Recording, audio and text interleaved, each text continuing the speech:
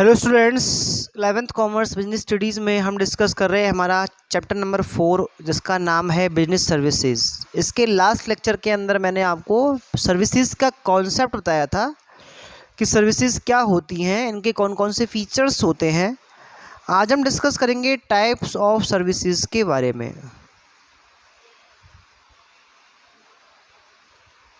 कि सर्विसेज के कितने टाइप्स होते हैं। तो नंबर फर्स्ट पे हम डिस्कस करेंगे बिजनेस सर्विसेज के बारे में।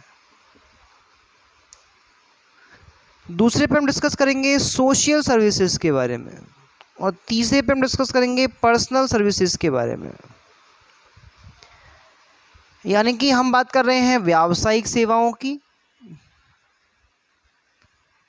बात करेंगे हम सामाजिक सेवाओं की और हम बात करेंगे व्यक्तिगत सेवाओं की।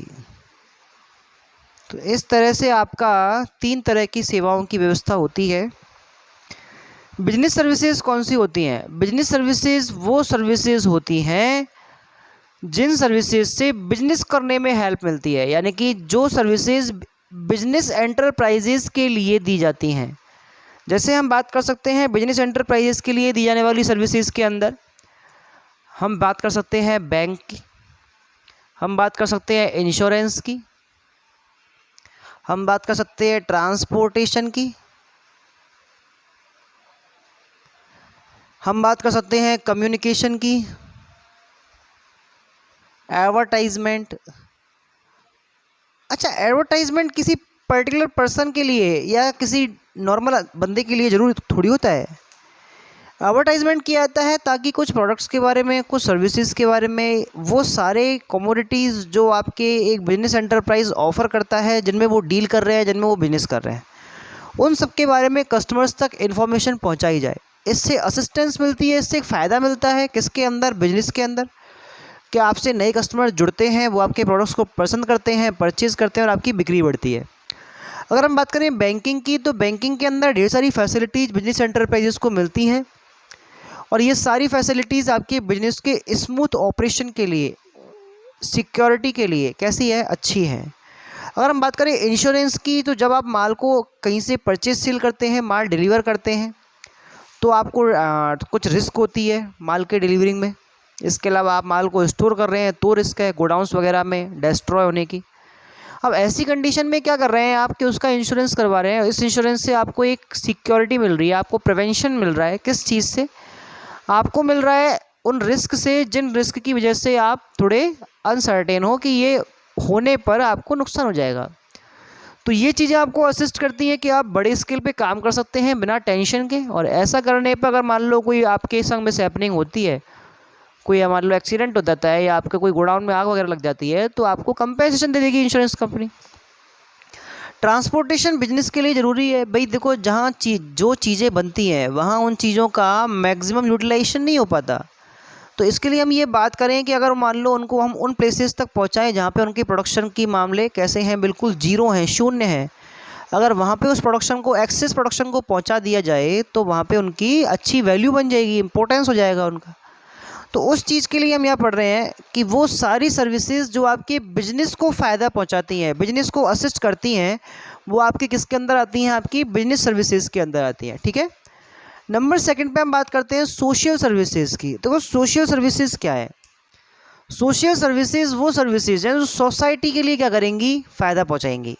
यानी कि वो सर्विसेज जो सोसाइटी के डेवलपमेंट के लिए, सोसाइटी के स्टैंडर्ड के लिए ज़रूरी हैं। अगर हम बात करें जैसे एजुकेशन के बारे में, एजुकेशन अपने आप में एक सर्विस है। एजुकेशन दिखती थोड़ी है, एजुकेशन इंटेंजिबल है, एजुकेशन आपको हाथों हाथ लेनी पड़ती है।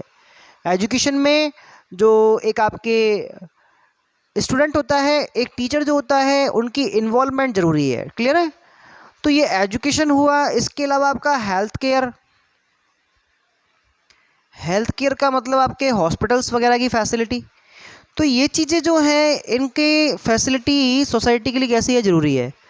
और इन सभी से आपके जो सोशल एक तरह से वैल्यूज़ हैं, आपकी जो सोशल डेवलपमेंट है, इसके अलावा जो आपके स्टैंडर्ड ऑफ लिविंग है उसमें इम्प्रूवमेंट होता है। और ये सारी चीज़ें बहुत सारे NGO ऑर्गेनाइजेशंस और बहुत सारे सोशल सर्विस देने वाले ऑर्गेनाइजेशंस जो होते हैं वो प्रोवाइड करवाते हैं। वैसे तो ये सोसाइटी के लिए होती हैं, उनके वेलफेयर के लिए होती हैं, लेकिन क्या होता है कि इनके जो सर्विसेज हैं उनको देने में कुछ कॉस्ट आती है, और उस कॉस्ट को मेंटेन करने के लिए आपसे कुछ चार्ज लिया जाता है, कुछ फ़ीस ली जाती है। जैसे आप देखते हैं कि स्कूल्स वगैरह के अंदर जब आप पढ़ते हो या आप अपने बच्चों को पढ़ाते हो तो आपको वहाँ पे एक चार्ज पेमेंट करना होता है। उनको हम नॉन प्रॉफिट ऑर्गेनाइजेशन भी बोलते हैं, क्योंकि इनमें प्रॉफिट पर काम नहीं होता बल्कि ये सर्विस मोटिव पे काम करते हैं। और इन ऑर्गेनाइजेशंस के अंदर जो आपसे फ़ीस ली जाती है वो बिल्कुल नॉमिनल चार्जेस होते हैं, जिससे वो अपनी कॉस्ट को मेंटेन कर पाते हैं। ऐसा ही आपके हॉस्पिटल्स में होता है। हॉस्पिटल्स के अंदर जो फैसिलिटीज़ दी जाती हैं उनके कंपैरिजन में आपसे चार्जेस लिए जाते हैं वो बहुत कम होते हैं, ताकि वो अपनी कॉस्ट को मेंटेन कर सकें, उनके जो खर्चे हैं उनको पूरा कर सकें। क्लियर।